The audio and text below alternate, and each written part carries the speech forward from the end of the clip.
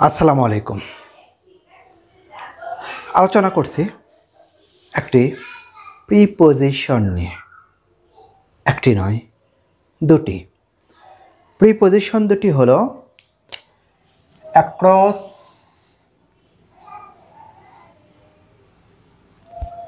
এবং along. Across এবং along. Across এটা আড়াআড়ি বলা হয়, আড়াআড়ি।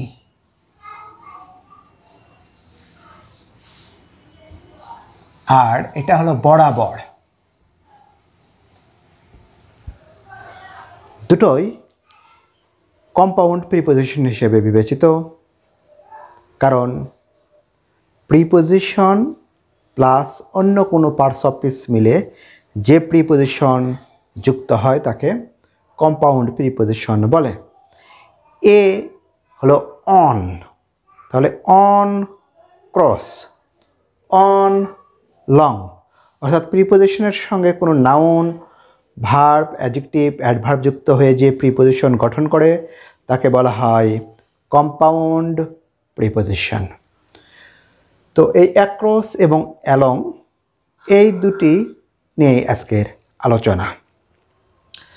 বিষয় হলো, মনে করি যে এটি একটি পথ।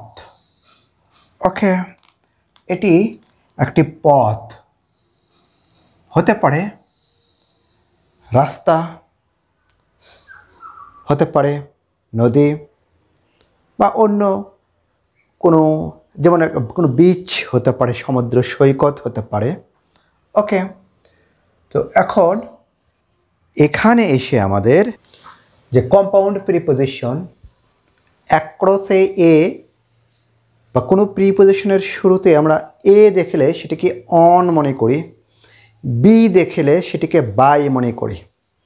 ওকে, এবং সেটি বাই হবে, যেমন on cross across, on long along.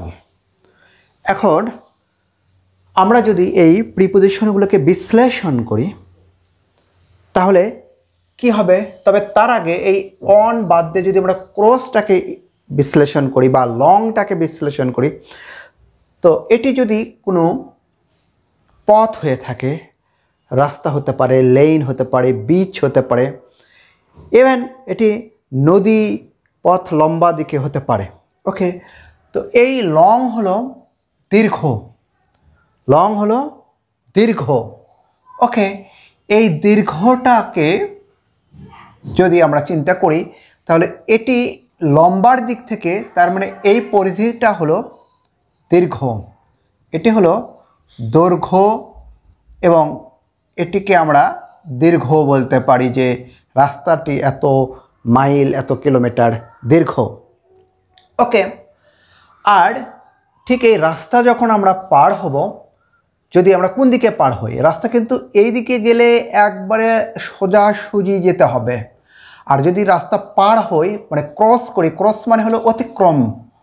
ওকে, অতিক্রম করা। তো এটি অতিক্রম করার ক্ষেত্রে আমরা ব্যবহার করব যে আসলে এই দিকে, এই যে এই দিকে যদি আমরা পার হই, এটা হলো আমরা কি করি, এটাকে ক্রস বলি, যে এটা আমরা ক্রস করলাম।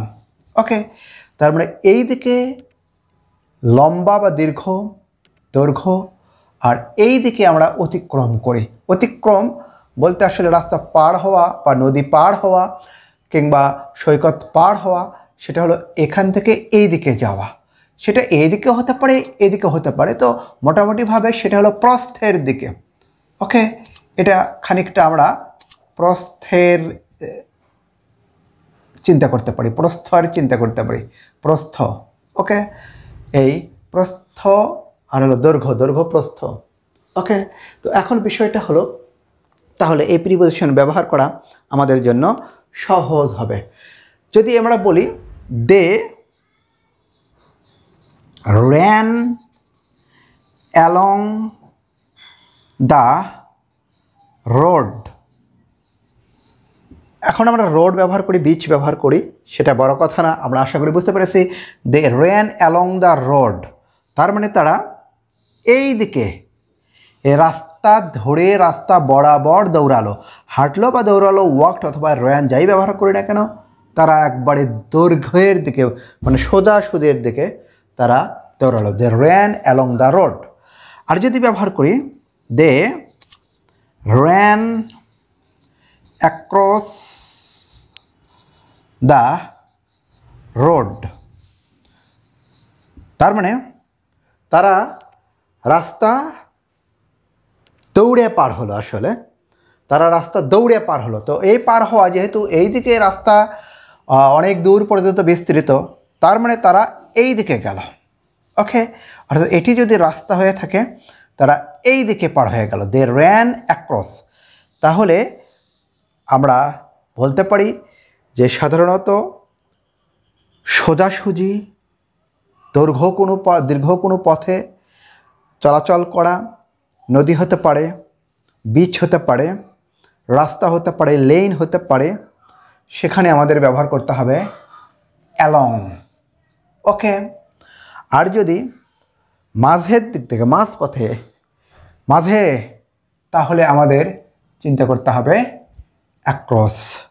ঠিক আছে, তারা রাস্তা বেয়ে, রাস্তা ধরে, রাস্তা বরাবর দৌড়ালো, আর তারা রাস্তা দৌড়ে পার হলো।